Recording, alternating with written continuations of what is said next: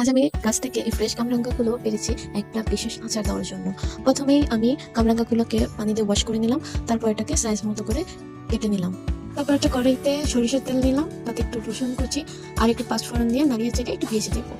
তারপর আস্তে আস্তে করে ধুয়ে রাখা যে কামরাঙ্গাগুলো ছিল ওইগুলো কড়াইতে দিয়ে দেবো।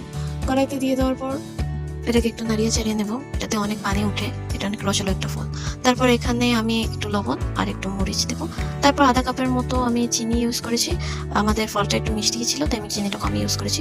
তারপর আমি এখানে 1 টেবিল চামচ চিলি ফ্লেক্স ইউজ করলাম। এই আচারটা খেতে মনে হয় যে আমের ফলের মতো। এই আচারটা খুবই মজা, মনেই হয় না যে এটা কোনো কামরাঙ্গা।